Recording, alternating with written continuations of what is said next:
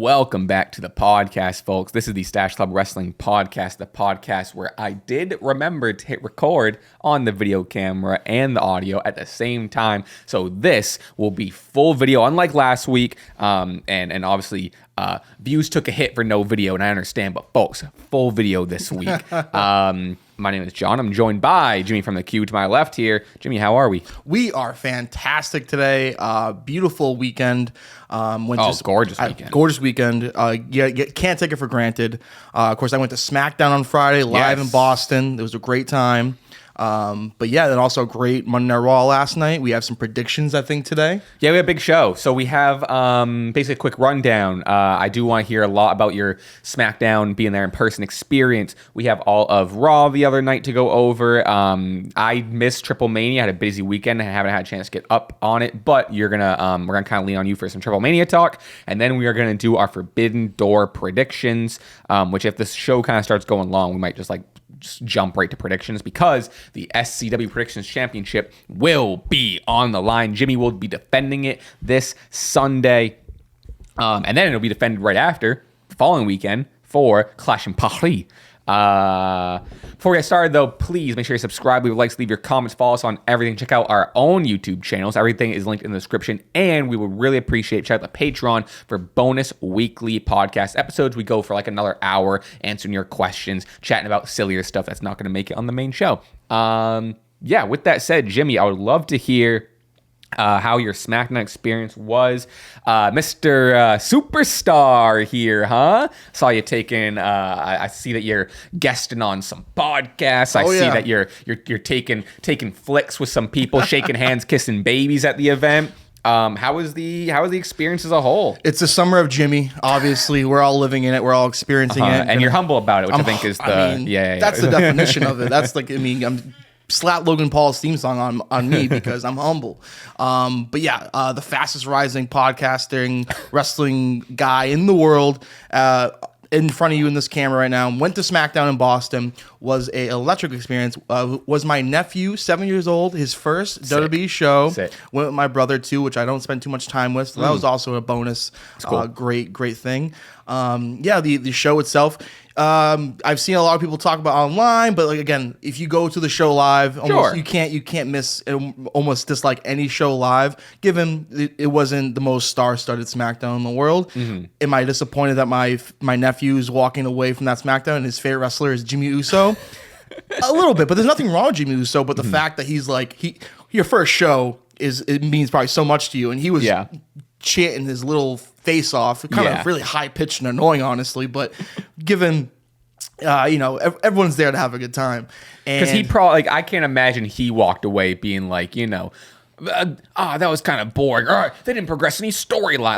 I'd imagine, or how did he walk away from it? Was he hyped, or was he? He was super hyped. He, there were some ups and downs in the night where. Okay. I'll talk about the Patreon, the incident that happened, but I did come back empty-handed without his hot dog, which it was a 10-minute spare of he was very upset that he did. Oh, I'm sorry, no, pizza. He did get a hot dog, but then he was upset about me.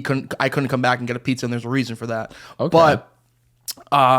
He really enjoyed the show, even so much I think he might have been confused about Jimmy Uso in the fact that it wasn't Jey Uso, because he was going yeet the whole time. Well, people do that for Jimmy, so it wasn't fair. Crazy. But then there was some woman in front of him, an older woman, that was like almost took the time to turn around completely. She said it out loud, but she didn't turn around. She was like, "That's the wrong Uso." And I was like, dude, the kid is 7 years old. He's going nuts. Like, let him be. Like, stop it. I'm glad she didn't fully turn around, because I might have said something. Yeah. But yeah, it was a good time. And then too, I kind of pulled up. I had 3 beers beforehand, before meeting my brother and my nephew, and took a little hit of my brother's Benjamin. Mm-hmm. So I was a little carrying cross entering the building. And then at one point too, I kind of told him, hey, we're not going to see John Cena tonight. I'm pretty sure we're not seeing Cody Rhodes, because he got Claymore his face into the announce table the week prior. So we're not going to. But I'm pretty sure Randy Orton was advertised. Mm-hmm. We didn't get Randy Orton. So, and then at one point in the show, and I swear I turned around and clarified with other people, because I made friends of the show, as you're supposed to, in my opinion. Yeah, for sure. Hey, this advertisement for John Cena, Logan Paul, which I guess it was for a video package on TV, but they really made it seem like in the arena, John Cena was coming out, which then really put my nephew's expectations super high, where he was chanting, "We want Cena" for a lot of the event. But overall, it was super successful and a pretty fun show. Hell yeah. And I will. Not that needs to be mentioned, but you say you're with your brother. Yes. How old's your brother? He's 32. Okay. Yeah. So just so the crowd knows that it wasn't just you and your 7-year-old nephew while you're getting carrying crisscross. I just want to put it on record that everyone's being a responsible adult. My brother, once he realized children. the adventure I was on, he was like, okay, I'm probably not going to have anything. He doesn't really. He's not much of a beer drinker or anything. And then you were just like, woo. Yeah, I was going nuts. So I had a couple of beverages at the event. Shout out JTS Jonas, who pulled up and took a picture with me. That was super cool of him. He recently made us in that video game, WWE 2K25. Yeah, I saw the tweet. Yeah. Really nice kid. And then too, I believe his name was Aiden or Aaron pulled me aside at one point when I was going to the bathroom. He was like, "Hey, big fan of the channel." Cool as hell. Because I pulled up and almost like I can only imagine how when you go to wrestling shows now. But when going in there and again, I've never really experienced anyone out in the wild be like, "Oh, you're Jimmy from Stache Club," but I was just super self-conscious or just kind of super hyper aware of oh my god, these people might know who I am. No one knows who the hell I am, but it was. But it is like it opens up. You are in the place and in the community where it's because when I'm I'm. And not to speak crazy, but on my day to day, I'm never really I wonder if someone did it. But it's only if I'm at whether it's an indie show or a WWE show, you're at the environment where it's people know the creators and people, whatever. And we got there super early, and the line was wrapped around the garden. So to meet you, exactly. It was kind of broad daylight, and you see all these people dressed up to the nines, and wrestling fans are sometimes the best, sometimes the worst, but sometimes also just the best. How crazy was that experience? And also doing that in front of you, I'd imagine your brother and nephew. How crazy was that experience of someone? So like you said, it was the first time ever it happened of someone being like, "Yo, big fan, can I get a picture?" So Jonas pulled up kind of late in the show, and it was really interesting to see the dynamic of people sitting around me because I was very loud the whole time. That's the craziest part is when if someone grabs you. It happened to me at SummerSlam, and I had to tell I wasn't, not to hijack your story, but I was in line to get in, and then a nice family saw me, and I took a picture with their kid, and then the people people around you are like, "Who the fuck is this guy?" And then the people in front of me who are my age, we started chatting. They were like, "Did you just get recognized?" We were like, "Yeah, I got a podcast." But it is very funny that now you know everyone else around you is like, "That person, who is that guy?" You know what I mean? But yes, how was it? Yeah, because I had so instantly when we got to our seats, there was some people behind me, nice dudes, definitely kind of I could tell are internet fans. They were talking out loud, so I overheard their conversation and I immediately just butted in and started joining it. And because they were talking about the SmackDown might not be the greatest, whatever. I turn around and go, this SmackDown is going to be generational, and we are going to experience entertainment like we've never seen before, and this stuff set the vibes off there. And then the folks next to us too, Jay, I think Jay was advertised or whatever, and I was like, oh, I started freaking out for Jade, and we got in a big of a kind of an argument of why you like Jade, this and that, and it's no, I like Jade for many reasons, but when Jonas came by. And then he came late in the show and took that selfie with me. Everyone that I'd already kind of spoken to was like, "Oh, who is this guy?" That's funny. That's funny. It was really cool. And my nephew and my brother were like, "Oh, that's so cool. They know you from the show, this and that." So yeah, it was definitely a trip. That's cool. Yeah, I'm glad you had a fun time. Like I said, yeah, even regardless of the quality maybe of SmackDown.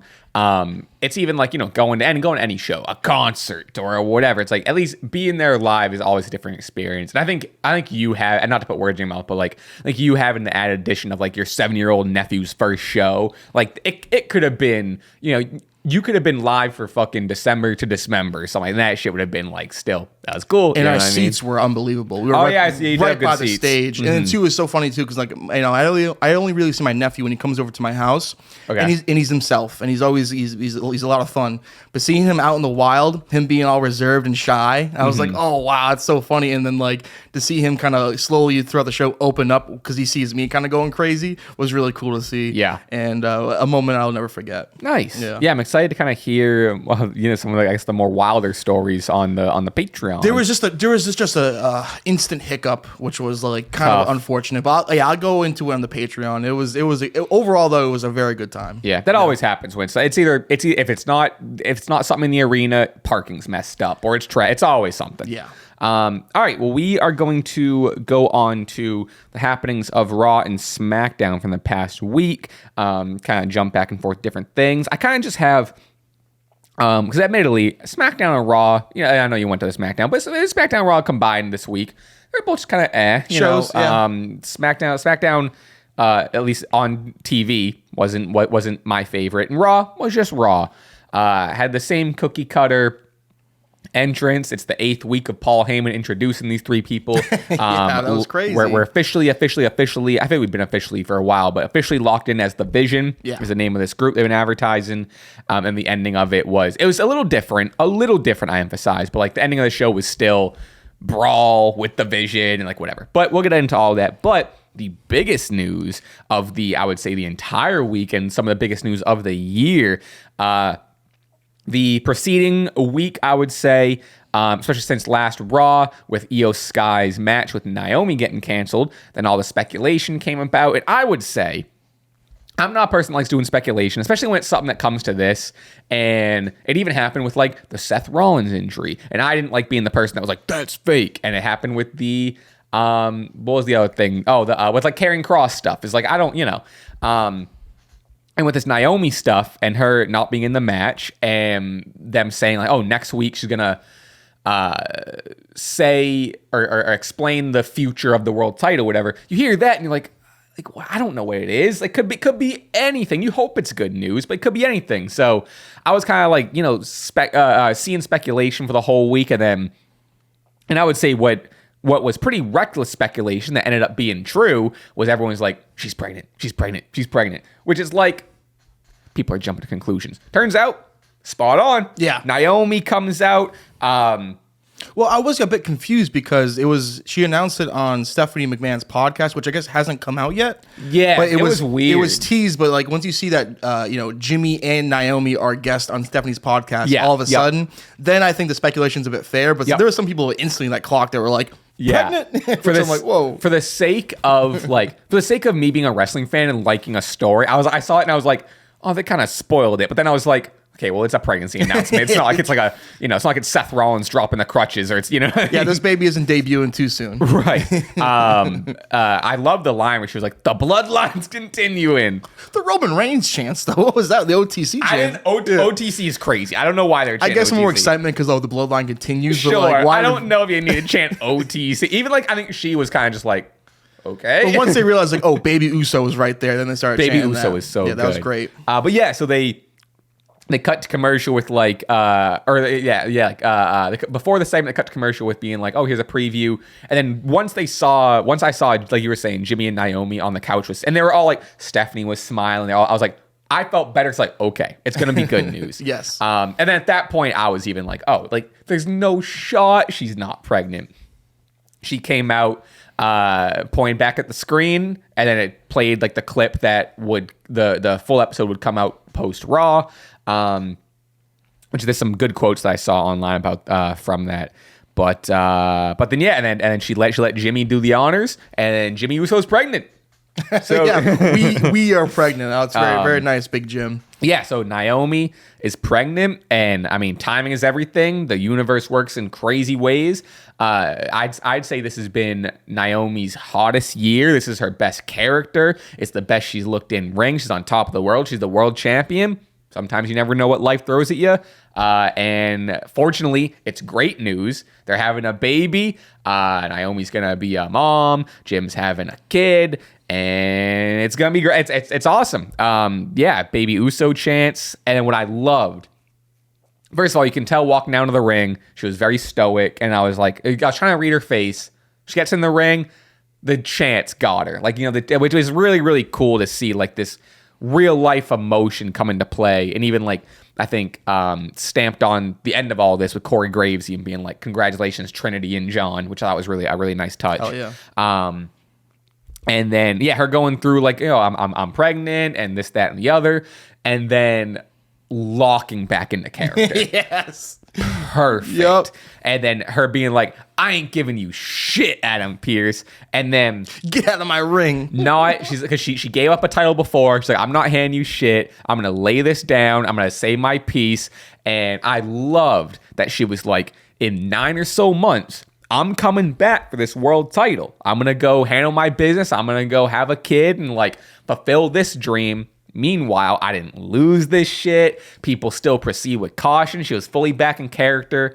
Some of the chants broke her, which I thought was just a really nice touch of just like, realism. And then, yeah, just I think that's a moment, especially when we look back at this year. I think that's going to be a moment, we'll call it shocking or memorable or whatever it's going to be. Looking maybe ahead to the Stache Awards. That's a highlight moment of the year, I'd say. And congratulations to Naomi and Big Jim as she lays the title on the Slim Jim logo, which I guess for the sake of it being Jim, I guess kind of works. But yeah, really, really, really cool stuff. And yeah, I'm happy for him. Absolutely. Yeah. What a special moment. What a huge pop too. Yeah. And do you want to speculate? Do you think this is an Evolution baby? Evolution baby. Like, do you think like she cashed in an Evolution? Vibes are high, and then she's very very open about Big Jim and her activities. You think? You know what? So I don't want to speculate on that. I'll tell you what, I don't. But I will say, I guess it came out via the Stephanie podcast that she was pregnant for 7 weeks. Okay. And now people are posting clips of her at like SummerSlam taking bumps and shit. Yeah. And it's I don't know. I can't get in the weeds of that. But like I don't know the science. But yeah, crazy. So she's gonna be out for a while, laid down the title. So now the big question, past all like the real life happy stuff, is who's gonna be the next women's world champion? Obviously, the plan was Stephanie Vaquer to meet her at Clash in Paris. Iyo Sky also missed out on her title opportunity last week. So I think writing on the wall might just be Stephanie Vaquer versus Iyo Sky for the vacated title. But I want some sort of tournament next week. I want some sort of qualifying thing to get that Stephanie Vaquer opponent solidified. What are you thinking? Where are we going? Who do you want to see it with it? What are you thinking? You 0 for 2. It's Rhea Bloody Ripley. You think Are you so? kidding me? Do you see the new tattoos last night? Yeah, new honestly, she posted those a couple of days ago, and as someone who like I only have a couple tattoos, but like those take a little bit to heal, and she was like out in the ring with those fresh tats, and like wow, good for her, looking like $1 trillion last night. Put the title back on Rhea. What are we doing here? Why not? She's a superstar. She's the one that you're going to be carrying the company over the next 10 years. Thing is, though, I do agree with you. I think Stephanie for sure has that title match at Paris. Maybe do a fatal four-way. I was going to say, so do you think Rhea's going to end up facing Steph, or you think they're going to switch plans to a multi-woman? I think Rhea for Steph is the match, and then maybe you can. It's a big match. You can kind of still continue with the story because they're definitely going down a direction with Asuka and Kyrie versus Iyo Sky. Yep. Very interesting that. And Rhea though, because Rhea seemed to be up on her team, and she's the one that Rhea came out for the save Yep. once Iyo was getting jumped. We'll circle back to all that for sure. Yeah, but I think Rhea Ripley for Stephanie Vaquer is the match you're supposed to do. Or maybe a multi-woman match. I mean, again, the Raw division right now is probably the best thing about WWE right now, the Raw Women's division.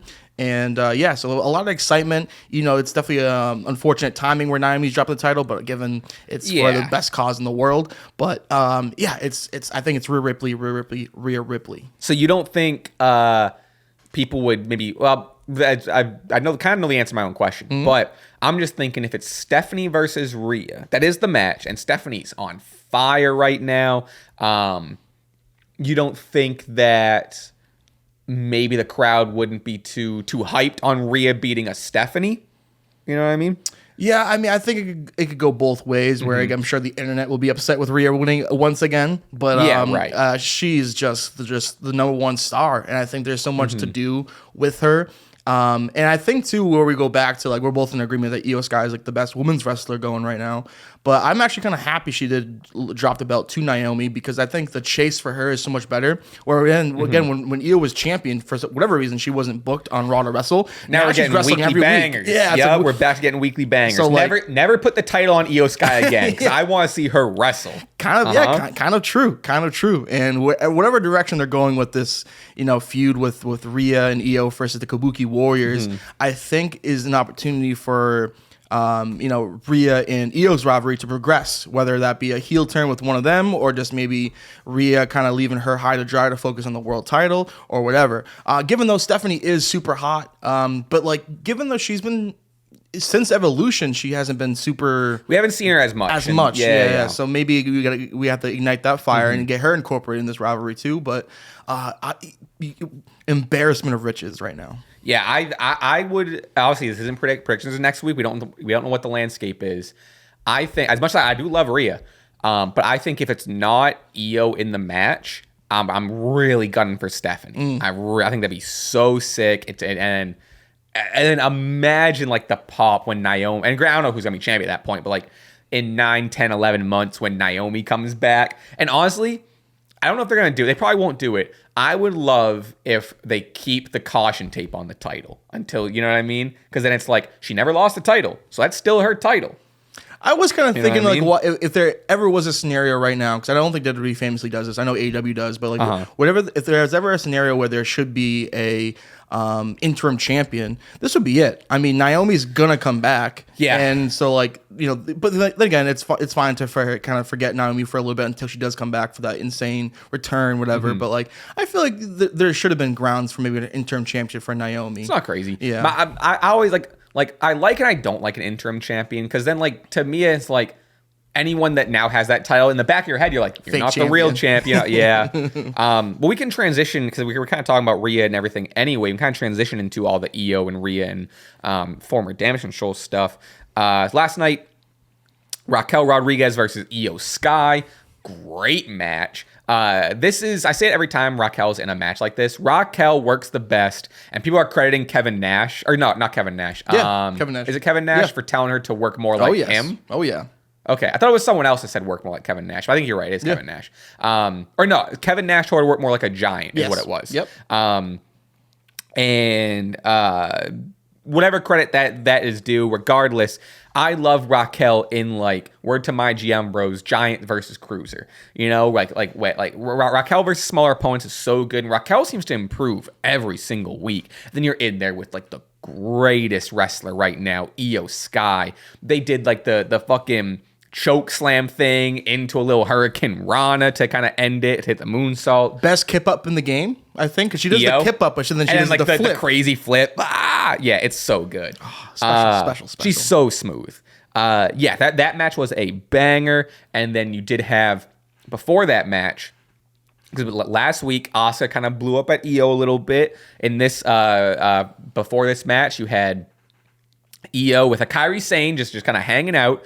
Asuka kind of apologizing and be like, just so you know, we still have your back. Iyo was like, I appreciate it. Thank you for the apology. Still don't want it. So I'm good. Gets out there, wins her match, ends up getting jumped by Raquel and Roxanne, starts getting beat down to the Rhea Ripley makes the save. Big pop. Oh, always a big pop, which again goes to your credit. Put the world title on her. I don't think that's crazy. And then instantly I was like, oh, Asuka's not gonna be happy. They get backstage. We do a little thing backstage, and Asuka's even like, she's hyped for Rhea. Like Rhea's there, and then Asuka's like, all right, sorry. Io's like I'm good. Get backstage. Asuka, pissed. What the hell? You let Rhea save you and not us? Like I thought we were homies. Da-da-da. And then Iyo, they're Rhea and Asuka are yelling at each other. Iyo just gets in. Stop fighting!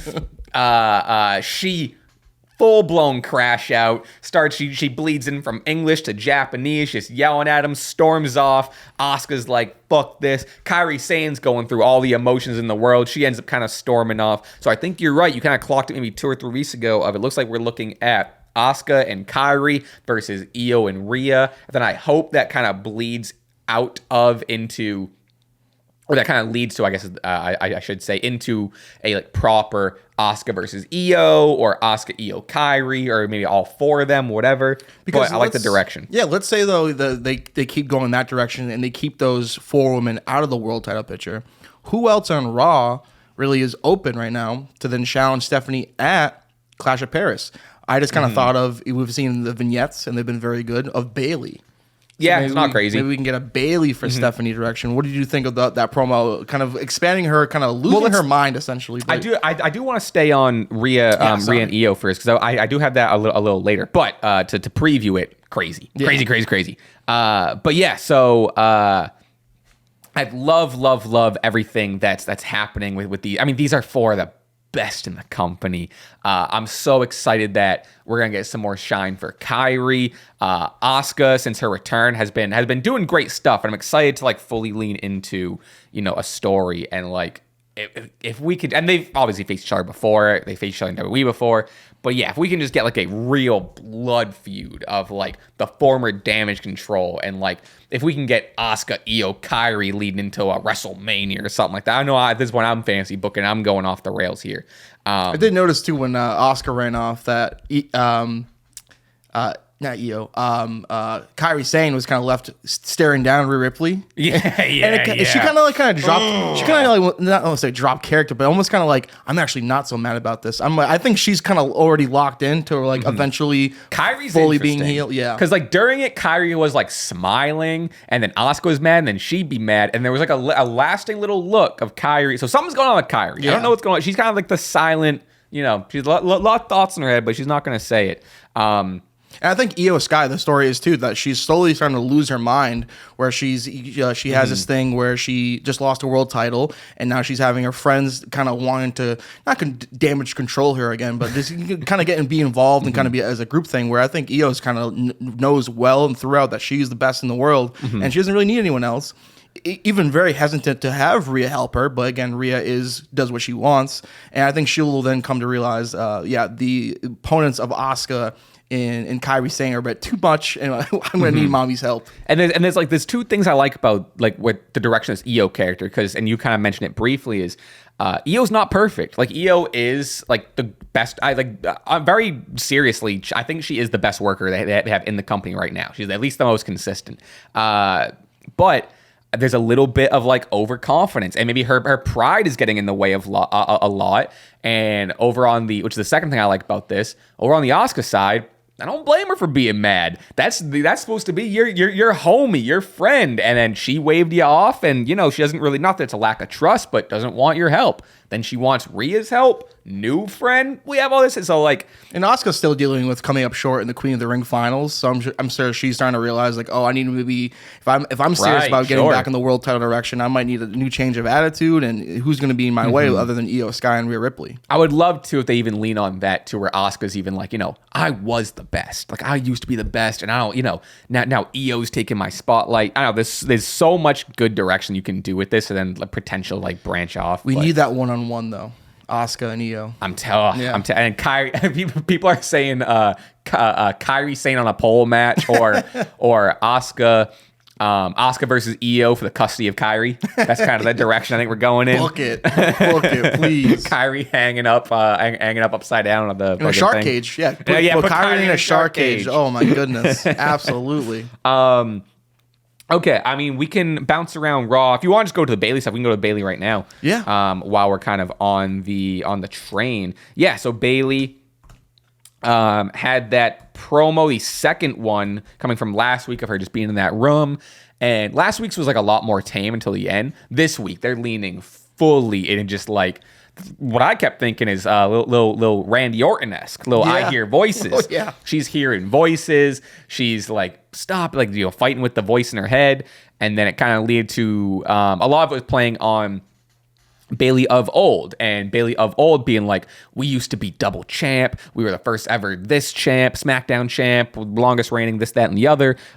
We used to be fucking good, and now you suck, and you can't win, and you stink. And then how did SummerSlam go? How did WrestleMania go? You're a loser. Like, damn, Bayley, I've been there before. Stop it. And then the end, which I thought was really so a little bit of just like ding dong stuff. Yeah. And then at the end, I'm just like, do you need a hug? And then hard cut. So are we maybe leaning back into the wacky inflatable tube arm men? Are we gonna start going around hugging people again? Are we doing the side ponytail again? Whatever happens, yeah, I'm really hyped to see the direction of this. I don't really know.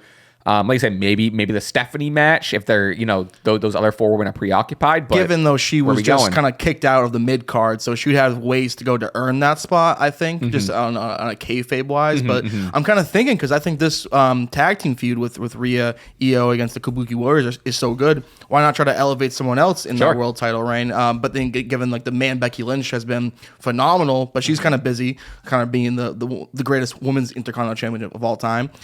So maybe Bayley could eventually go to challenge for the world title.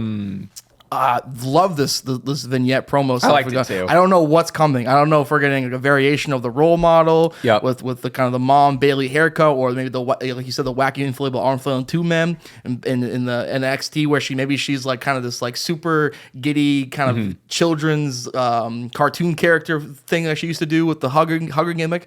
Do that, but in the kind of like maybe it leans a little Firefly Funhouse where it's a little, you know what I mean? She's a little bit loopy where it's like, okay, it definitely has some legs. I'm definitely intrigued. I think at bare minimum, at least if whoever's making this character, the writers, whoever's in charge, new theme song. Oh yeah. At bare minimum, new theme song. No more role model shit. No more role model, and then it goes into 3 different fucking songs. I wouldn't hold your breath though. That's all. You know what I mean? I don't think you're far off, but yeah, I also thought it was great. I think Bayley often goes underrated at the, you know what I mean? I don't think it's crazy to say. And yeah, I love getting a repackage, even just like her, because we don't even know if she's gonna come back like heel or face. Like you said, if she comes back, it's just like, crazy and whatever, she come back as a heel because like sick of losing whatever. But I wouldn't mind seeing a full blown for the IC title. To really dive deeper into a Becky Bayley feud with maybe different characters and whatever, because we touched upon it with the Lyra stuff, but I don't think we really got, because obviously the match at SummerSlam ended up being Lyra Becky. So I think that's also on the table for sure. I could see maybe if you remember how Toni Storm kind of had amnesia a few weeks ago, maybe do a thing where Bayley's kind of like almost forgets everything that's happened in her career up until this point, and she kind of reverts to like the NXT Bayley. Yeah. And she's like almost like tries to be friends with Becky, and Becky's just like, whoa, what are you talking about? We're the 4 horsewomen. Yeah. So maybe they can do something along the lines of that, where Becky's kind of like apprehensive to maybe accept Bayley's help, but Bayley's generally come from a good place, even though it's kind of delusion. But it's definitely, yeah. I mean, Lyra gained so many points for me with that, with the feud with both those women. So if it also maybe elevates, gives Lyra something to do for sure too. But maybe Lyra definitely is a former women's Intercontinental Championship. Maybe she can be someone to challenge Stephanie at Clash of Paris. Yeah, her name can fully be thrown in there because she can't challenge for the IC title no more. So right, I'll go to the I'll go to the big leagues. Yeah.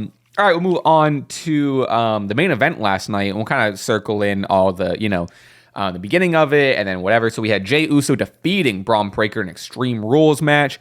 Fun match. Jey comes out, which I love this, comes out with the cart full of the stuff, real just New Jack with the New Jack cut up shirt. When I was on stream, I went and changed to my New Jack shirt. Really, really sick. And as obviously they're in Philly, home of ECW, at the promo. To start out the show, Paul Heyman starts going off, which left like the other 3 guys in the ring just like whoa. Paul Heyman's going off about a la the Sandman, like Sabu, in memory of the late Tommy Dreamer. No, he's not dead, but he should be. And it killed me. Where Bron Breakker then went, he's not dead. Bron Breakker, so good. He's so good, and like, I think oftentimes you think of just like a guy who's just like, especially now, like I don't love the direction they go with Braun, is where like they've dumbed down Bron Breakker a little bit, where he was trying to go at Jey Uso and he was basically just like barking at him and like they had to hold him back, and like I didn't love when Paul was just like looking at Braun and being like gaslighting Braun to be like, you hear what Jey said? Jey said you're stupid. Jey said that his family's better than yours. Like, he's not bunch of fat asses. Yeah, that's like funny. Bron Breakker's not an idiot. Yeah, that's my only sometimes problem. But other than that, I think he is. I think in character wise, he is an idiot. I mean, he thinks 47 plus 40 equals over 100. Well, I think now he is. Yeah, I think he didn't used to be, and that's what I'm saying. I think his character has developed more and more into him.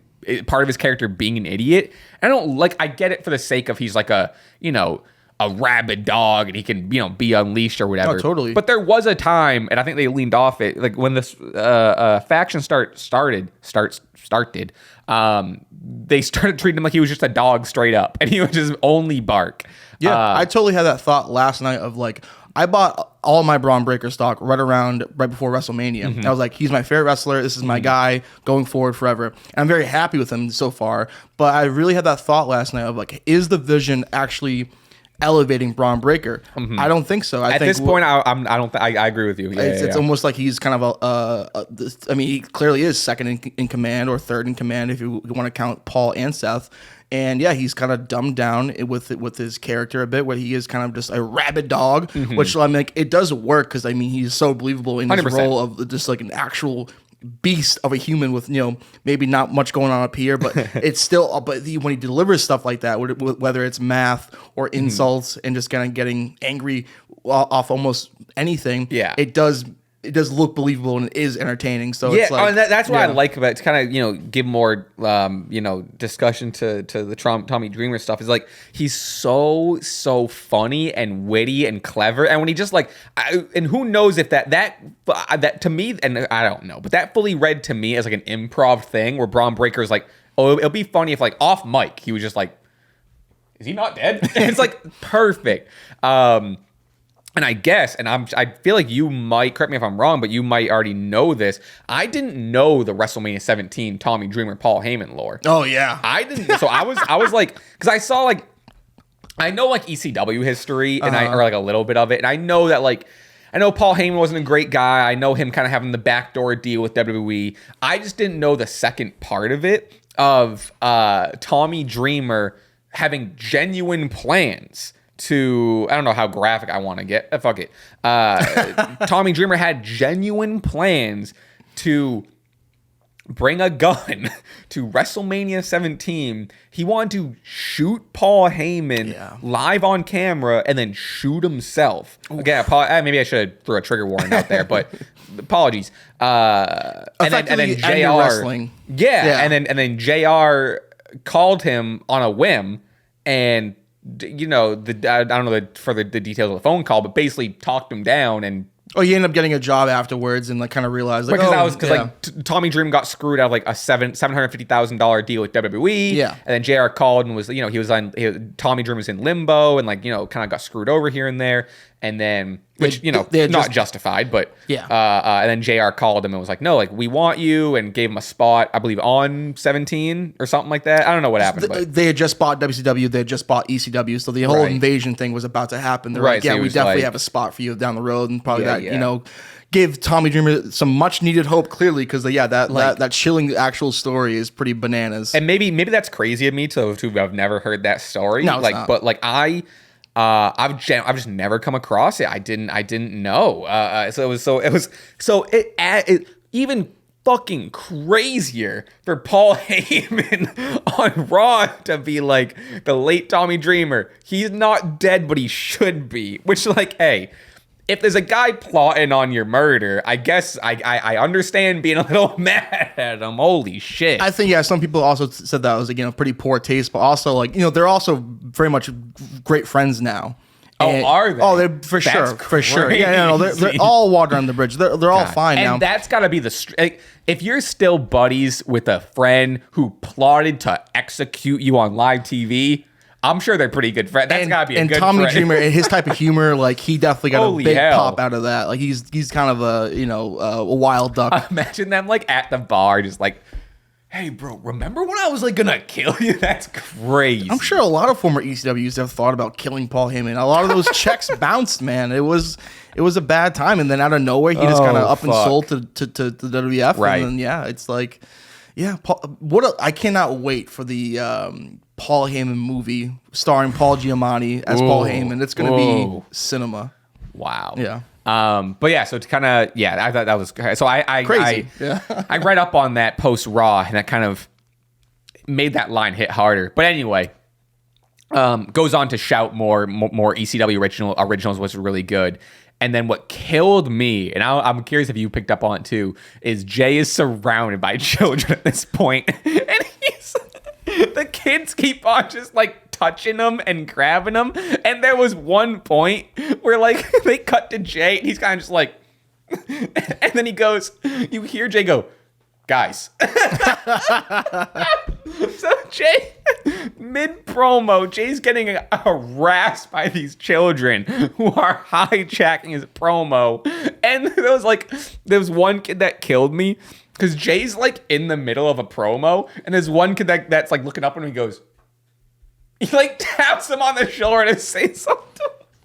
I thought it was so fucking funny. It was a tough challenge for Jay because as a babyface, you don't want to like punch a kid and get him out of here. But shut the fuck up. Also, security, what are you doing? And then like the blind faith for those kids to yell yeet instead of anything else.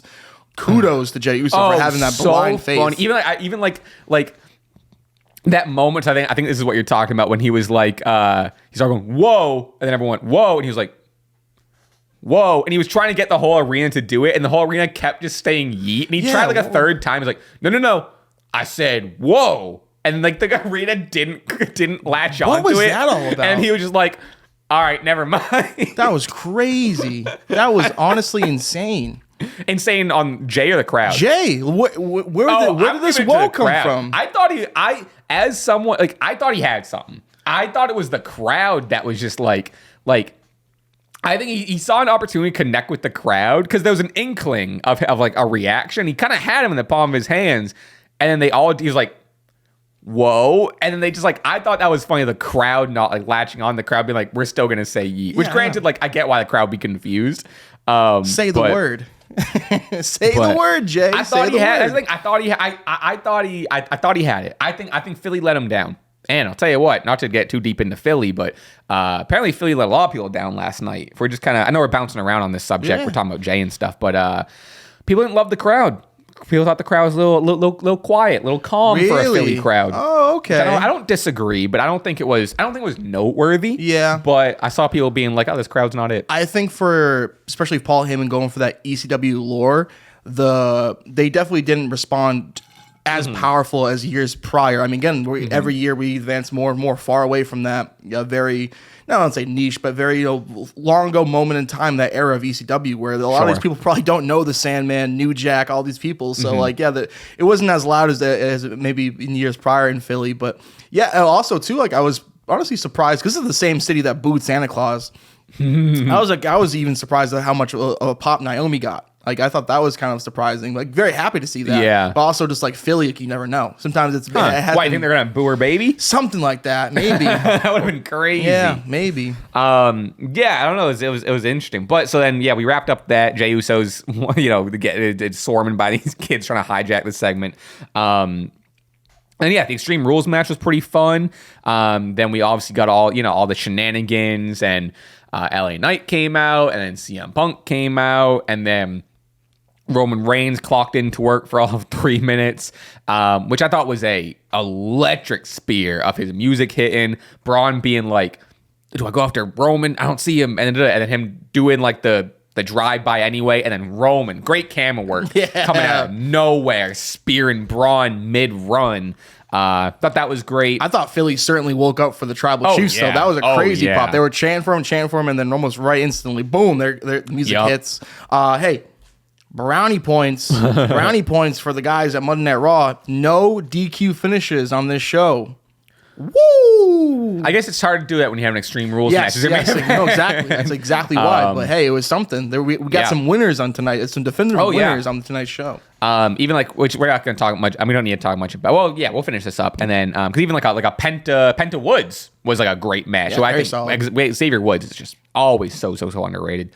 But it looks like coming out of this, kind of closing the show, we got off mic Roman Reigns and Bronson Reed yelling at each other.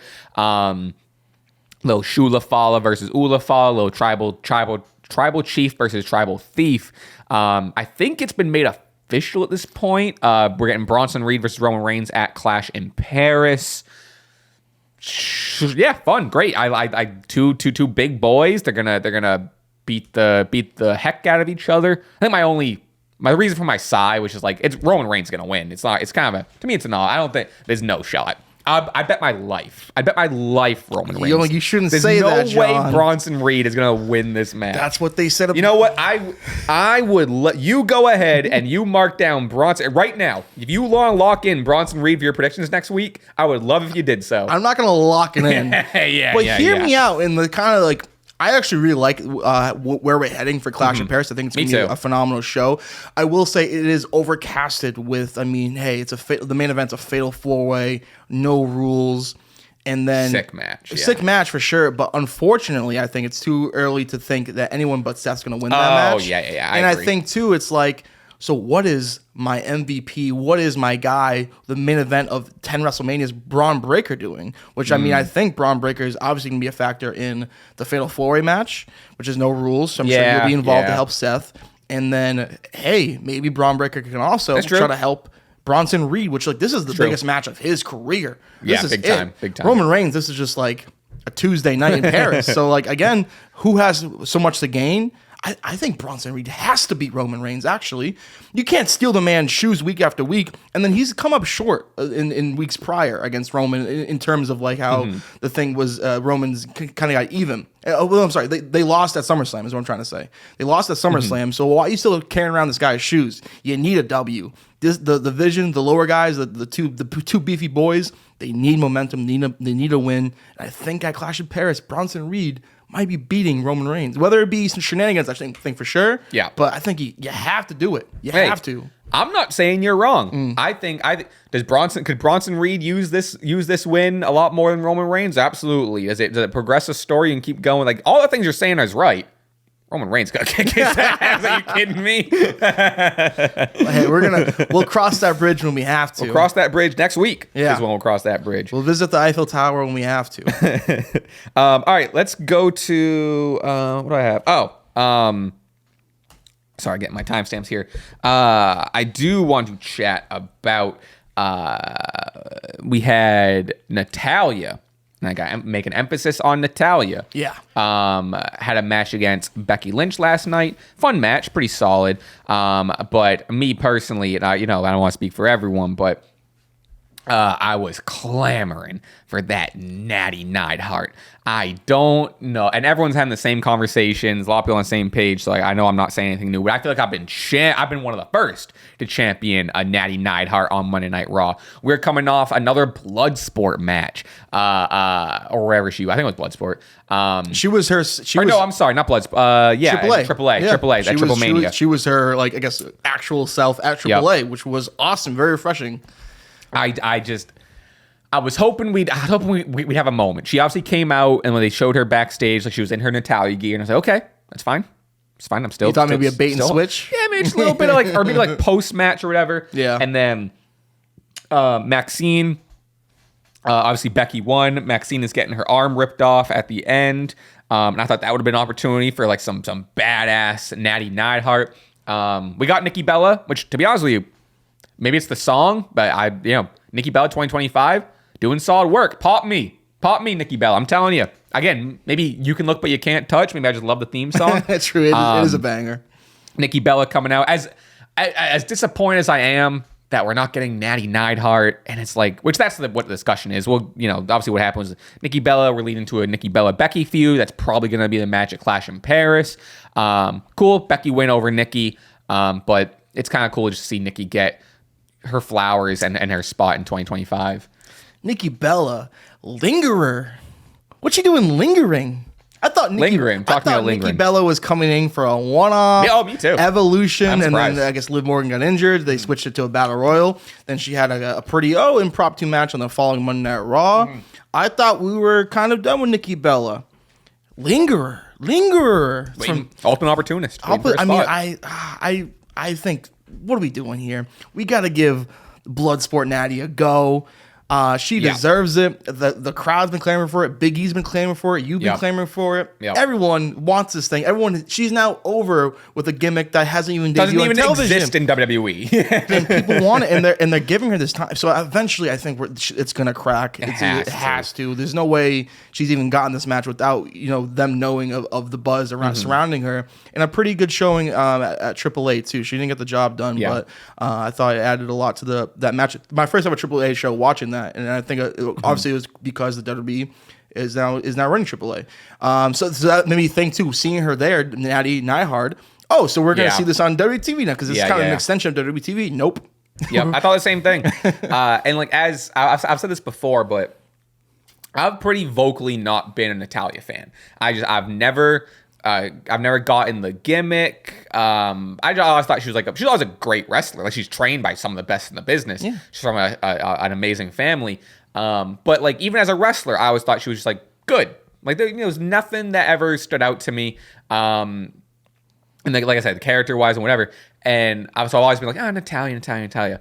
But like, Nattie, I'm fully on Nattie Neidhart. Not that just because I like it needs to be the direction. I'm not, whatever. But they clearly have something with people, and you see people online. As much as I do clap back against online fans, like, there are people there. Like, there is a community that is very supportive of a Nattie Neidhart character, and I think it would be in WWE's best interest to lean in and do it, and you can get a whole, like, not that it needs revitalized, but a whole, like, another chapter that we didn't even think we'd get of an Natalya career. And then in Nattie Neidhart, and I honestly give Nattie Neidhart that world title.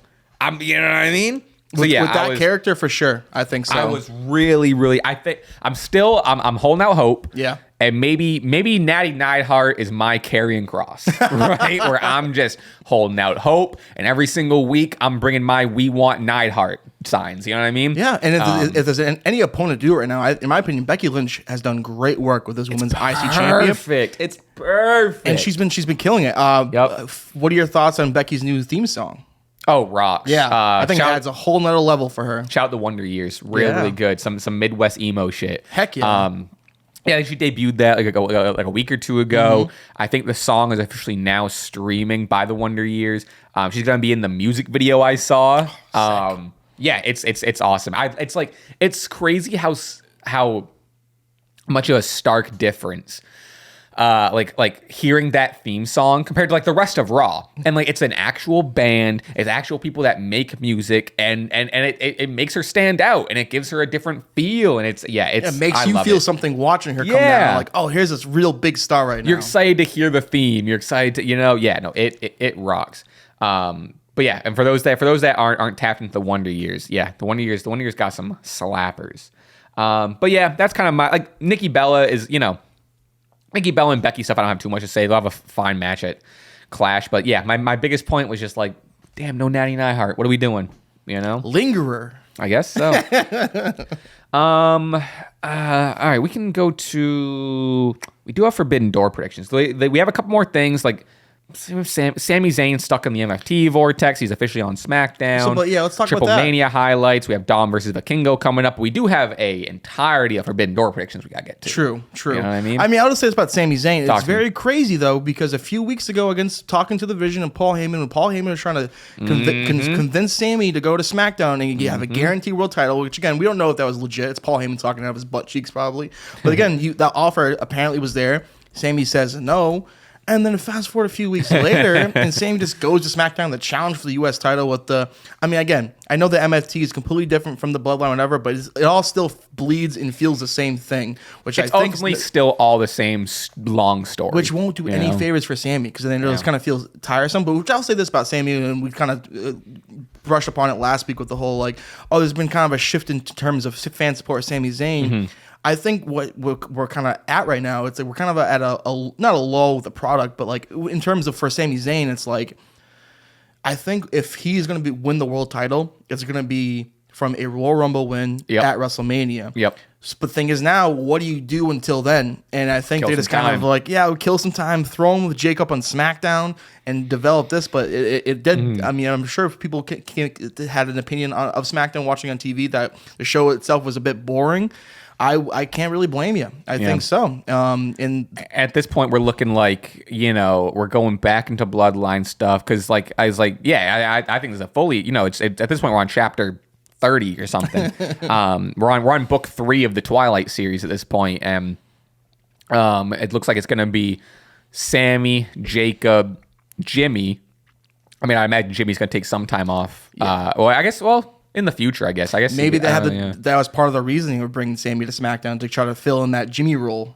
Maybe, I don't know. Jacob. So maybe that could have been it. And I also saw people think, like, now we're looking to the War Games match, right? Yeah. And MFTs are the only faction besides the Vision, which at this Wyatt 6. So that's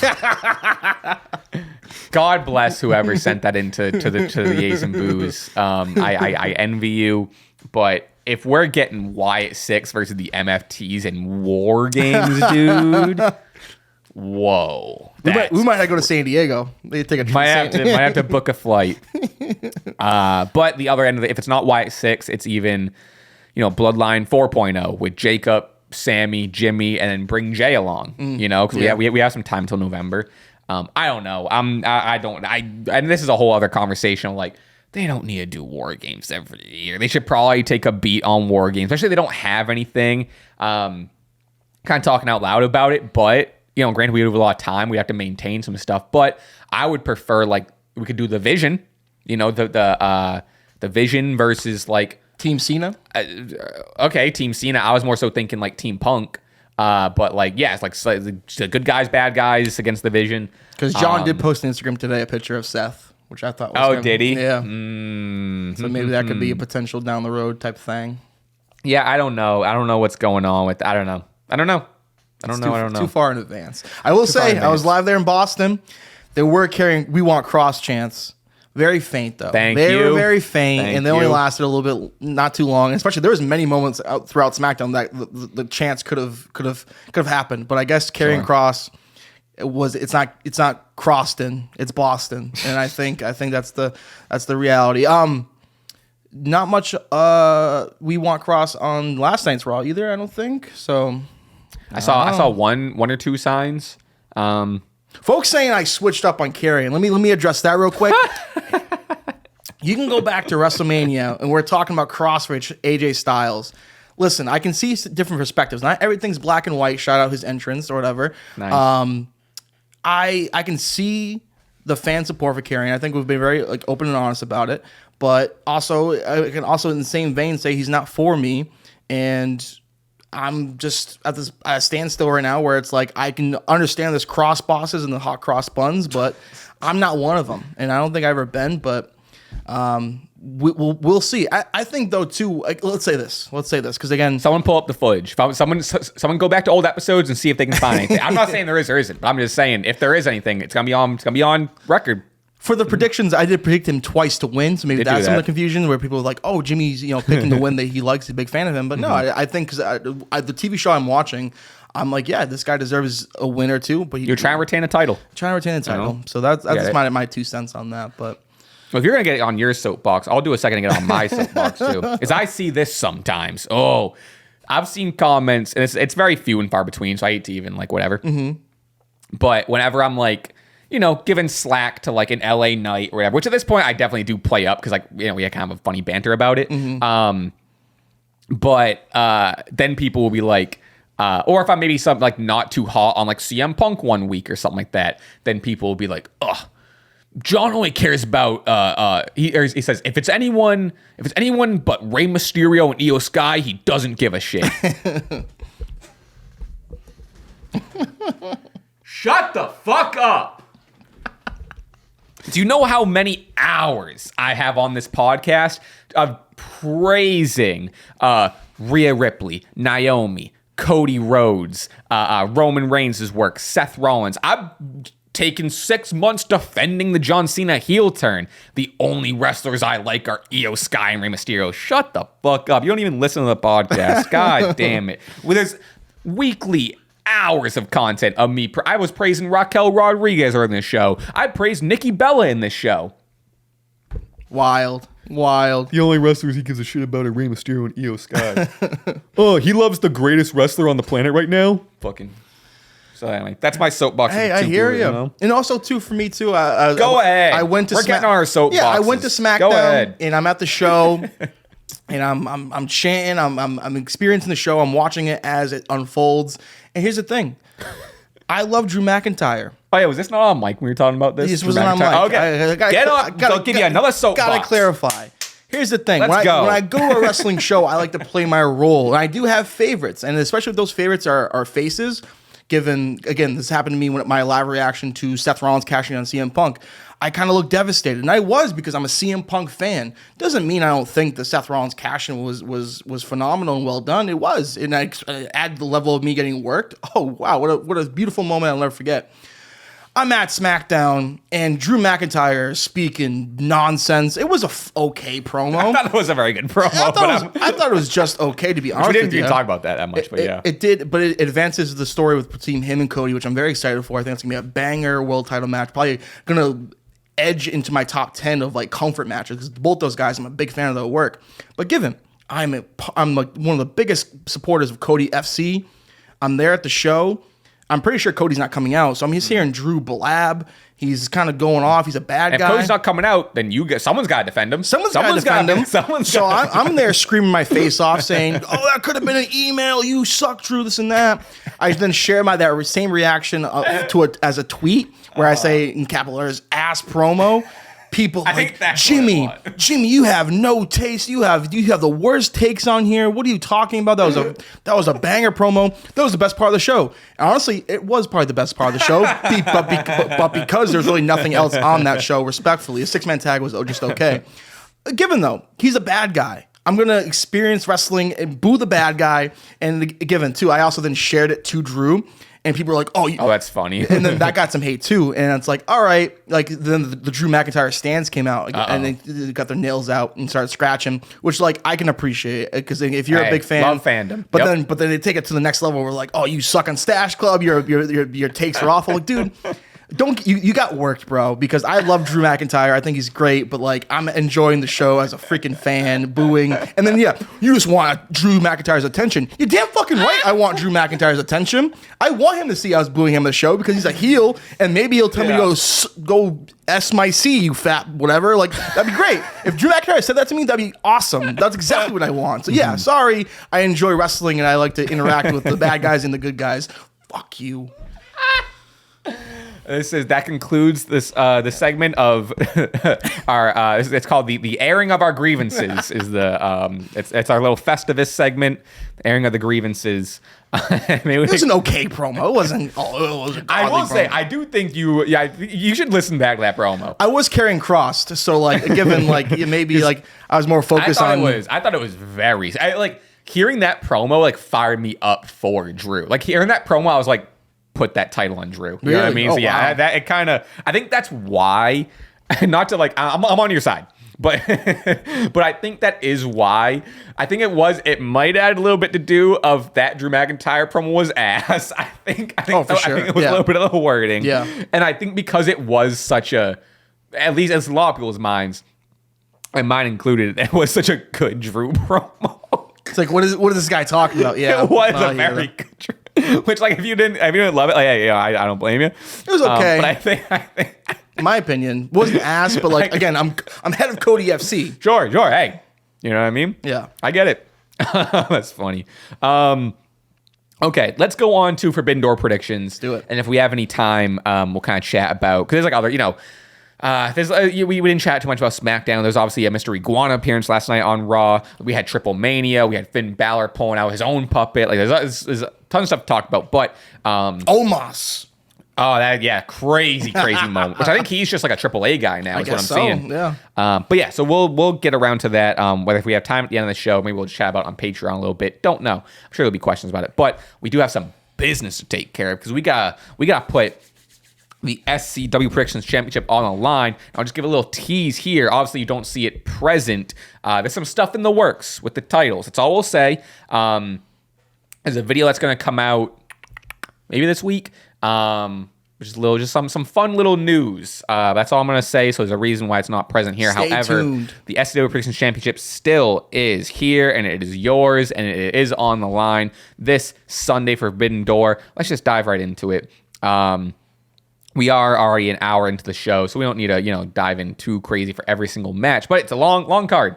Do you have predictions? I don't think we need to do confidence points either. No confidence points, but I will need a reminder of the matches. I got everything here. Okay, cool. We're gonna start out with the hottest match, probably gonna close the show, the lights out steel cage match with the teams of Kenny Omega, Ibushi, Darby Allin, Tanahashi, Will Ospreay going against Claudio Castagnoli, Mox, the Bucks, and Gabe Kidd. I'll tell you right now. First of all, I love this match. I love the insanity of it. I love that we're getting the Golden Lovers reunited for it. There is one side of this match that's a little more stacked than the other. I'll tell you that. We got Tanahashi and Ospreay on one side. Darby. Darby's going to jump off the top of the cage. I guarantee he's going to do some crazy shit. I'm going what I am calling Team Stacked AF, which is the good guys. I'm going for the good guys. That's what I got. That's very fair. Do you think they're going to play into, or there's a reason for this kind of like, wow, there's so many people in this match? Because given like Ospreay came out and had that promo a few weeks ago, basically saying he needs like neck surgery or something like that, and he's going to be a beat up team. He's a really beat up. Kenny too, who has very recently historically has been banged up, and it's like. Yep. I wonder if the reasoning for this match and behind the scenes is like, okay, maybe loop all these guys together so it's a less work rated match and it's more of just like a brawl. Maybe. So that makes me think that could be grounds for some momentum given back to the bad guys. I don't like for a lot of the card. It's many of the AEW matches are very very unpredictable. Even like the stakes in this, can't even like the stakes are just kind of like we win, you lose. It's not like, you know what I mean? It's like it's really just good guys versus bad guys. Give me the bad lads. Hell yeah. Give me the bad lads. Let's go Mox. You want to jot that down so I know? Yes. So we can do a graphic and all Jimmy that. bad guys, John good guys. Let's go. Yeah, I think like I said, there's not a ton of story other than just like hype up, but like when they were trying, like when they were finding partners, or when Ospreay was finding partners, and all of a sudden they're like Kenny and Ibushi, like holy shit. With that said, though, it is all these people on that side, on the good guy side, are crazy people. Not that the other side isn't, but they're all crazy people. So like regardless of neck surgery or this thing or the other, I think they're gonna do some crazy shit. It's gonna be a nuts match. I'm really, really hyped for it. But yeah, that's kind of all I have to say about it. That's my pick. And I think overall for this card too, I've kind of shared, I think last week, where there's been times over the last 5 or 6 years where I have been a bigger AEW fan than previous years, or comparing it. And around the time of Forbidden Door, I always kind of had an issue where I'd kind of lose interest a bit because I don't follow New Japan, and a lot of these matches are kind of just matches for the sake of matches, and it's like one half of each match where I'm like, I don't know who that guy is, so I might miss the card. This is a very unique Forbidden Door where there isn't many. This easily could have been a regular AEW pay-per-view, in my opinion. Yeah, so it's I've seen some comments on it too. First of all, shout out to Keshta winning the G1, fucking GOAT. Hell yeah. But speaking of G1, that is kind of the reason I'm hearing is for the lack of New Japan representation, because this was kind of being booked during G1, and G1 just finished, and it's just like timing and scheduling, and it's again why there's it's way more just like a straight up AEW pay-per-view. Plus the Rock's finalizing that deal probably. The Rock's finalizing the deal for New Japan. Oh, right, because he wore his t-shirt one time. Famous New Japan pro wrestling fan, The Rock. But yeah, and also it's what I liked about AEW so much when it started. It's like I liked being introduced to these new guys. It's what I liked about Forbidden Door when it started too. Was yes, there was like a lack of story, and it was way more. There is still some matches here that is straight up just like AEW versus New Japan. But it was really cool because I got introduced to like Tanahashi or a Zack Sabre Jr. or go down the list. But yeah, so for me, I'm almost disappointed in that because there's less New Japan guys that like, oh, I'd like to, I don't really, Yeah, I'm definitely in the minority of like not liking that, but just also just kind of. But I get it because there's not as much like stories. Yeah. Like I get, I understand. That's literally what happened to me a few times, given around this time period where I think June, July, the summer is time for Forbidden Door. It's like, maybe I can miss this pay-per-view as a few times in my AEW fandom, but very locked in for many of these matches this year. We'll go to the tag title match. Hurt Syndicate, the champions, versus either FTR or Brodito. And obviously, I think this match is happening on Dynamite tomorrow. FTR for Bandito? Brodito. Excuse you. Yeah, excuse me. Yeah, I think so, right? Oh, who's going to win that match? I would think Brodito. Because FTR versus Edge and Christian is foreseeable in the future. Won't probably happen at the FD, but... Or do you think FTR can take it? Oh, I don't know. That's gonna be. I'll be tuned in. That's a good one. I'm thinking I'm thinking FTR beats, as much as I love Brodito. Me too. If I had the pen, I'd be putting Brodito through. Okay. I think FTR is going to beat Brodito. Is going to do Hurt Syndicate versus FTR. I think FTR is going to win the titles. You know who's going to challenge those titles? Little Edge and Christian reunion. Because I think either way, we are getting FTR and Cope and Cage. It just depends if it's for the titles or not. Which, like, it doesn't need the titles, but like they could have them for just shits and gigs. For sure. Also, Hurt Syndicate could also retain because Hurt Syndicate has been killing it for a while. Feel a little cooled off as they, once were. Obviously, MJF is now kind of out going after the world title. We'll talk about his match later. And also, we don't know who's on the other side of this officially. So I think for predictions wise, we don't have to lock in until we know. So I imagine the match is going to happen soon. So for official predictions, an official graphic or whatever, we have a couple more days to lock in. Okay. But just kind of like your pick right now. But like, let's say you pick Brodito. Brodito doesn't end up being in. You can switch your pick if they're not in the match. Okay. That's kind of what we'll play. I'm going Hurt Syndicate just because they don't want to put anyone over. I'm just joking. Fuck you, Speedball.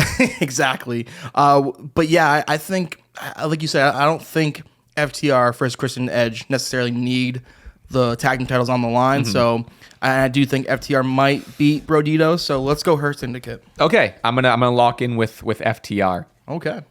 As funny as did you like Cope versus Stokely? It was enjoyable. Yeah, it was silly. I had a few laughs. Silly. Yeah. Him going in the crowd. Like, what do you like about he has no hose? Yes, and like, do you like, could Stokely take you home? And she was like, no. Yeah, Edge going, I'm sorry, Copeland going, ma'am, because we just referred to as, we go find a hoe. It's like, oh, shoot. Again, I'm sure that it was,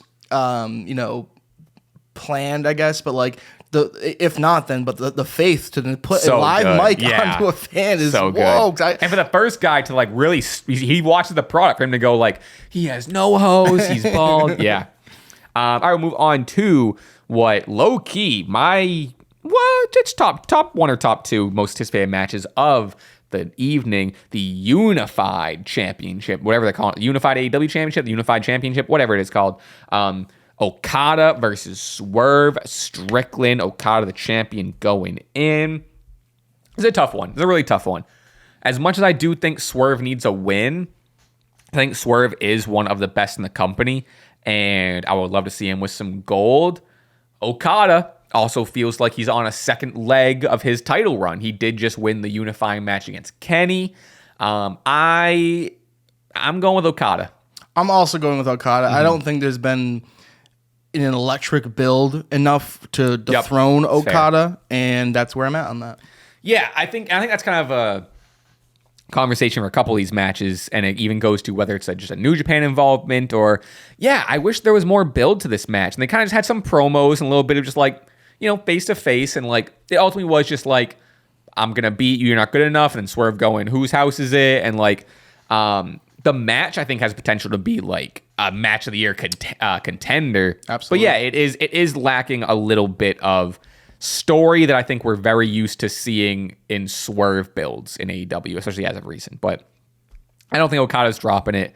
And Swerve because Swerve and Ospreay, they won the match, right? Yes. At whatever, so they can title challenge for. Oh, yes. What was the stipulation? They can't challenge for like the AEW world title? They can't challenge for the world title, yeah. Okay, but they won that match, so that's null and void. Yeah. Okay, because then the Bucks obviously lost there. Okay. So, and the Bucks have been going through it with, the name graphics and their t-shirts being for $20. Loving it. It's so good. Them marking down the shirts is so good. Them coming out to like their like backyard wrestling names with Mr. Instant Replay and Slick Nick. It's good. I'm really curious what they're going to come out to at Forbidden Door.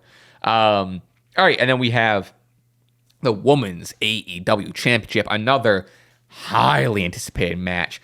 Timeless Toni Storm, the champion, versus the ROH World Champion, Athena. Who you thinking? This is so tough. Tough one. There's been numerous times throughout the Toni Storm's most recent reign where I'm like, oh, this is it. She's dropping the title here. Sure. She's the best character in wrestling, but it's kind of leading up to, Megan Bank can do it. Mercedes Moné can do it. Even back in, I think, Mariah May, when she was still the company, she was going to, nope. Toni Storm succeeds, wins, retains. Will she do it against Athena here? Ooh, I don't know. I think so. Yeah. I have Tony. Sure, I think it's an obvious pick. It's an easy answer. Tony's been killing it. She's had it for a while. I could maybe see people being like, oh, maybe Tony should drop. She's had it for a while and blah, blah, blah. But I don't know. I think they need to figure out. I mean, as cool as it would be with Athena having both world titles, like that's pretty sick. I feel like they just maybe kind of wrap up Athena in ROH because Athena should be on Dynamite Weekly. Like Athena should be on like I almost said like main roster, but like I guess that's for lack of a better term. Should be just on a mainstay on AEW TV. A win here would help do that, but for some reason I just don't see Tony dropping it just yet. Because again, she also feels like she's on like a second leg of her character, and it's still hot, and people aren't over it, and I'm not over it. So yeah, I don't know. To me, it seems like a if it ain't broke, don't fix it. But Athena is deserving of it, so I don't know. If you're able, then I am the table. Oh, all that stuff Tony Storm saying is the best. Oh, she's the best. But I think I'm gonna go Athena. I think she is just one of the best wrestlers in the world. I rode with her to win the casino match at All In. I think she's well off and deserves this moment and this spotlight and deserves this world title. I think Tony can then go on. And she's at this point in her career, I don't think Toni Storm needs the world title. I think she can be at like an Undertaker type of level of like, oh, her feuding with Toni Storm is almost just as good as the world title, and at least in this division. So I'm gonna go Athena here. I like that. Yeah, this was probably, I'd say on the card, probably the hardest to pick. I will move on to the TBS title championship match. Mercedes Moné, the champion, versus Alex Windsor representing AEW. Then we have, and I don't know if this is a spoiler. I don't know if they qualified somewhere else, but the CML opponent is a spoiler. Skip ahead a little bit, but Purse Phone. I don't think I'm spoiling anything, but that's what Wikipedia said. Don't know who Purse Phone is. I'm definitely not pronouncing that right. I'm sure it's like, I don't know. I don't even want to take a stab at it. It's a triple threat match. Three-way Fatal four-way versus someone from Stardom that is currently TBD. Oh. So don't know who that is. It's someone who also isn't too aware. It might be Suri. Okay. I don't know if there were talks of her in WWE or not. No, I think there were talks of her going to AEW. My guess is it would probably be Suri. Again, I'm butchering these names, I'm sure. But I don't know. Alex Windsor also has been impressing me a ton week after week. Alex, she's so good. She's really good. Yeah, I don't know. Does anything? I mean, let's pull up. Let's see. I want to see. One, I'd love a pronunciation. Two, okay, wrestler. Greek god. Okay. Interesting look. Definitely a badass look. Yeah. Looks strong as hell. Okay. Been on ROH a little bit. Sometimes wears a cool mask. Okay. Yeah, I don't know much lore about, again, no idea how to actually pronounce it, but representing CMLL. And then, yeah, I have no idea what the rumors are for. I'm gonna do, while you're kind of, if you want to kind of give your 2 cents, I'm gonna do a little investigating on Twitter, see if anyone's speculating. I'm curious because again, we've talked about like, whoa, being 20 belts Monet, eventually you're gonna have to start losing some of these belts. And what kind of safer way to do so than maybe a multi-woman match where someone else gets pinned and you don't look weak and you can still be like, oh, I still have all these other belts and I lost this TBS belt. Without being pinned. So I'm still like, one of the best. So maybe this could be an opportunity for Mercedes Moné to lose the TBS championship in a kind of safer way. And maybe putting, not a super rocket strap, not saying that title is the most prestigious title in AEW, but maybe a very important win for newcomer Alex Windsor. It'd be huge. It would be huge. I'm going to go Alex Windsor. Screw it. Let's go. Yeah, I don't know. There's not, I've seen Suri. I don't know if there's other. I don't know who's like. Is there gonna be a match on Dynamite? I don't know what's going on with it. I don't even know if there's any. I've not seen too many rumors. I don't know. But anyway, I hope it's Suri. I haven't seen too much of Suri, but I hear she's like just the best. The match is gonna rock. I am going with Mercedes Moné retaining again. It's an easy answer. It's an obvious answer. I don't think it's the most exciting answer. I do agree with you where like it does need to come to a point where she does need to start losing these titles or giving them back to these poor indie promotions or whatever. Yeah.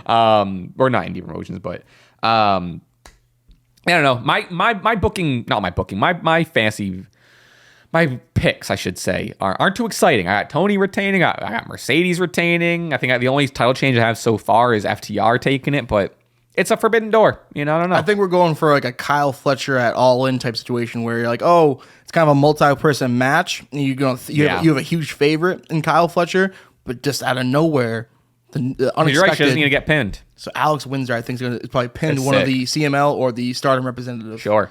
All right. Next, we have the TNT Championship with the Proud Star Kyle Fletcher versus Takahashi. Gotta make sure I pronounce that right. Takahashi. This to me is just, first of all, I think it's gonna be a great match. I like both these guys. To me, it seems like it's just a AEW New Japan Forbidden Door matchup where there wouldn't be many plans to put the AEW title on a New Japan guy. So I think, and it's a boring reason, but for that reason, and also Kyle Fletcher deserves to keep it and go on a run. But I got Kyle Fletcher retaining over Takahashi. I think me too for 1,000% the same reason. Yeah. So then what happens if Takahashi, I would love to see him on AEW, but... And it's not out of the realm of possibility. Agreed. But I think what makes the most sense is the AEW star wins the AEW belt. Another example of a match like this, however, I love this match. The IWGP World Heavyweight Championship. Zack Sabre Jr., the champion, versus Nigel McGuinness with one Danny Garcia. I'll rip the Band-Aid off again. I think Zack Sabre Jr. is going to retain. I don't think they're going to have the IWGP World Heavyweight title change hands in the middle of Forbidden Door. And again, it's another example of, I think, New Japan versus AEW dream match. This is a crazy match that's happening. It's going to be great. It's going to be a technical masterclass. I just think Zack Sabre Jr. is going to retain it. What are you going to give it to a bloody commentator? Nigel McGuinness? Who's this guy? No, he's obviously a legend in this business, but I think he's kind of past his prime. I don't think that's a crazy thing to say. So Zack Sabre is going to wrestle circles around him and defend his title. It's going to be a fun match, though. I think Nigel's going to show up. I think it's going to be sick. Partnership with Garcia, is that kind of... So as someone who admittedly, I didn't see this qualifying match. I don't keep up with Collision. I hear Collision's been killing it, though. But I just don't keep up with Collision. So I don't know the lore with Danny Garcia and Nigel. I don't know if it's like a young guy, just like a protege sort of thing. I don't know. But that's that. All right, last two matches we have the AEW World Title match. Hangman Adam Page, the champion, going up against MJF. This match is gonna fucking rock. What do you got? Do you have anything off the top of your head? It's hard, man. My heart. I have my pick, but I don't know. I have my pick too, and it's unfortunate. I got to pick with my head, not my heart here. I'm going to go Adam Page to retain his newly won world title, although the build to this has been really good. The promos got me fired up. And fucking Hangman getting in his face, and it's like if you always say you're good you're good, you claim you're a pillar, you claim you're an OG, you claim you love AEW, you claim you're a wrestler, take your shot. Oh, take your shot. Goaded him into all right, I'll see you. Really, really good promo to lead into this. Fucking sick. And then MJF beating him down to close out Dynamite last week. Yeah, I agree with you. This build-up's crazy. Chills. And my heart, I'm a big MJF guy, but I just think it makes too much sense for the Cowboy to retain here. I'm going to Adam Hangman Page to retain. I'm also going Hanger. It's a lot of stuff I agree with you. I'm excited for him. I agree with you. As much as I do love MJF, I'm glad that MJF is finally back in this world title picture. He should be in world title matches. We just won it from Hangman. We're still on the road of Hangman saved AEW from the Death Riders and from Mox and whatever. And I don't think he's losing it on his first defense. Even how crazy his first defense is going to be an MJF, someone who could very well take it. But yeah, I think it's going to be Hangman. MJF will get that world title again very soon, I think. But I wasn't too crazy about his mini feud with Mark Briscoe. I thought that the subject matter in that feud could have definitely been used for more a bigger time match. I would say it just kind of felt like, oh, you're using this kind of brother stuff in a multi-man match for All In, and then there was they had a decent one-on-one match on Dynamite, whatever, and then MJF with the CMLL world title. Does that seem kind of like not with his gimmick of like not wanting to wrestle? Or I'm not trying to disrespect the promotion, but does that title kind of seem like a bit below? Again, it's MJF's mindset of his own opinion of himself. Does that kind of not fit him to be a world champion of a different promotion? I had that thought of like, that title kind of doesn't look really natural on him. Where it's like, why would if you're MJF and you kind of, given what his character is and like what's always represented, like kind of not wanting to wrestle as much, like him being that champion kind of made me kind of think about that a little bit. I'm trying to separate it from like because I love it. I love that he has the title. I think it's so cool, but I'm trying to separate it from like hearing MJF in interviews and who I think MJF is like a real person. Because I hear him in interviews, and especially his Liam killed it. Shout out Liam Crowley at Screen Rant, had a coffee chat or a coffee chat. I'm not sure. I gotta fact check that. But with MJF, go check that out on the Screen Rant YouTube channel. And refreshing to hear MJF being like, yeah, MJF's a star. He is a multifaceted, talented guy. He's gonna be a movie star. He's already a movie star. He's in Happy Gilmore too, but he's gonna keep on being on the big screen. But what I really loved, and him being so young too, what I really loved is hearing him be like, I want to do both. I don't want to leave wrestling and go be an actor. I want to be the best actor while being the best wrestler, because I love both. And not to say like, guys, like a Batista or John Cena or whatever, like, not to say, and especially like I love Batista, and Batista just got named by some magazines like the best wrestler turned actor. So not discredit their moves, but I really just do like MJF being like, no, I fucking love wrestling. Like I wouldn't leave it for anything. I just also want to be a great actor. Anyway, my point is the guy MJF, I think, wants to wrestle every fucking day. So it's like, for that reason, I think it's cool because I just like MJF as a guy. But there is validity to what you're saying of like, MJF didn't even want to wrestle Hangman in a straight up match. So like, I get what you're saying. I think it helps it though that it was at least like it involved his feud with Mystico. Yes. So he was at least able to be like, I put down Mystico and I got past Briscoe and like, and I think also it leads like he even like in character he's like, I'm the best wrestler in the world. And him being the world champion promotes elevates that promotion too. It is definitely a little bit of a side quest of an unexpected side quest. So I don't think you're crazy for saying that, because you're right. Like he does have like a little bit of a chicken shit heel where he gets mad when he has to wrestle on Dynamite. Yeah. You know what I mean? But here I see what you're saying. Here you are going to Mexico for the side quest, as you said. Sure. And, wrestling even more in a quote unquote in a smaller promotion. So it's like, when is he putting that title up again? I think he might be putting up against Mystico, maybe on Dynamite. Against Mystico. Maybe. Really, that would rock. Or maybe at a AAA show, CMLL show. Yeah, I don't know. Set to defend. He's the light. Okay, he's a light heavyweight. Light heavyweight champion. I thought he was the world champion. Light heavyweight champion. Which is even more to your point. He didn't even win the world title. Oh my god, fucking ad block. Whatever. Yeah, he looks like he's gonna face Mystico. I'd imagine drops it to Mystico. I can't imagine he's gonna have a long run with the CMLL title. This is at the CMLL anniversary show. When is this? I don't know. But yeah, the card's out for it. It's going to be a world title match, MJF versus Mystico, whenever that is. Interesting. Yeah, I think it's a fair take. On paper, we both have Hangman. Both have Hangman. We have one more match to get to before we close out the show and head over to the Patreon, patreon.com/Stache Club Wrestling. We have Cope and Cage versus Kip Sabian and Nick Wayne. Who do you got and why? I got the hydrogen bomb. Yeah, I got the hydrogen bomb. I'm not going against the Coffin Baby. Copeland and Cage are going to win this match. Do we see a concerto? Is I think a more fair question. I think maybe so. On the Nick, bad guys, Nick I think. Kip? Yeah, and also I want to know what pictures Kip Sabian has of Tony Khan, because this guy's been around since I think before day one. I think he was the actual first match. so crazy that he finds himself, 6 years later against probably one of the top 10 greatest tag teams of all time on pay-per-view. Good for you, Kip. Also beautiful girlfriend, Penelope Ford, huge fan. Oh, funny. So good for you, Kip. But what do you have on Tony Khan is what I want to know. Maybe a good locker room guy. Maybe a good locker room guy. It costs, it's you gotta spend money on that high morale guy. And good for him. He doesn't have to. I mean, I don't know. Maybe he wrestles on Collision. Well, no, I don't watch ROH. He spent a whole year with a bag over his head in the crowd. That's true. Literally, that's I can't believe what a dream job. Oh, to yeah. just go to wrestling with a bag over your head for a year. What a life this guy has lived. I want to look at Kip Sabian matches. Let's see. Let's see it.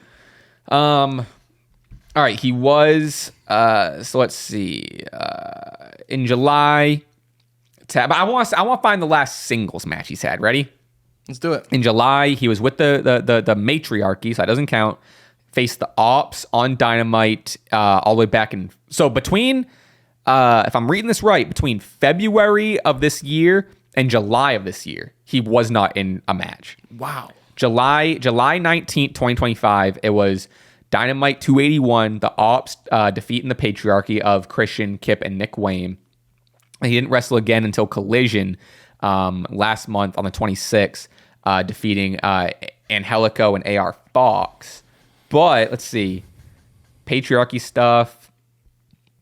Okay, his last singles match, or at least not in a tag team, it was a Fatal 4-Way. It was September, almost a year ago.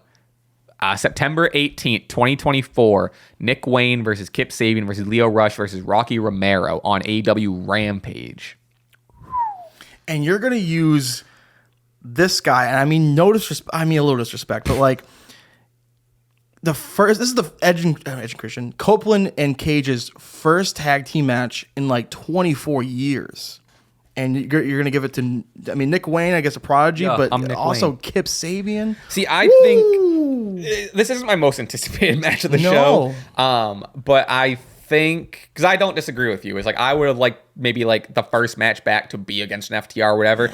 Would I do at least, which is where I'm fine with it. And not just whatever.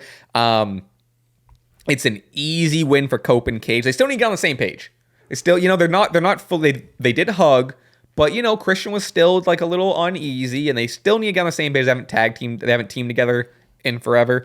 So this is a match where they're going up against some easy opponents. They're going to struggle only because they're not going to have, they're getting that chemistry back, and they're figuring out how to work together again. And it is ultimately going to be an easy win to, they're going to get this win that establishes them as a team again to then face an FTR. Fair. That's my justification for it. But it definitely isn't the craziest thing in the world for the returning match Nick Wayne and Kip Sabian. Yeah. And again, story wise, it makes sense on paper. I get it. I'll tell you what, all is forgiven if Mama Wayne takes a spear. If I see Mama Wayne taking a spear, all is forgiven. Mama Wayne takes a concerto. Oh my God. Whoa. That'd be crazy. Well, folks, that is our show. Thank you for being here again. The SCW Prediction Championship will be on the line this Sunday for Forbidden Door. So be on the lookout for. We're going to put a graphic out there. I gotta remember to get that made. After Dynamite, so everything's official. But head over to patreon.com/Stache Club Wrestling. We're going to answer a bunch of your questions and chit chat. Jimmy said he has some off main SmackDown stories from his live event. And I thought that was another thing. There's nothing. Subscribe, check out our own stuff. We'll do a hard plug to close out the show. Follow me on everything and find me at Raspy Taylor on everything. Check out my YouTube channel, John Moonsault. I'm creeping up on 10K. Jimmy, where can they find you? Everywhere, all platforms. Jimmy from the Q. Tell a friend. Tell a family member. Tell a stranger. Jimmy from the Q. True. Coming at you. That's a good plug, too. Just tell a friend about the pod. Tell a friend about the show. We hope you enjoyed this week's video version, because we got that. Red light on. All right, enough of lollygagging. We'll see you in the Patreon, folks. Thank you for being here. Thank you for the support, as always. We really appreciate it. and we'll see you next time. Peace. And then I get to the front and I realize, oh shit, I'm at the wrong one. There's no pizza here. I know a lot of wrestling fans hate Travis Scott, but Rodeo and Birds in the Trap, I think, are two unbelievable albums that are worth listening to. But I'm curious where you're coming from. How come in wrestling we can't say, oh, this person sucks? Seth Rollins as an in-ring worker, I think is and has always been better than a CM Punk in-ring worker. Go read that book. Go read that book. This and that. It's like, yeah, bro. Read that I am. book. I'm like, I am reading that book. That's why I'm kicking your ass right now. Go read that book.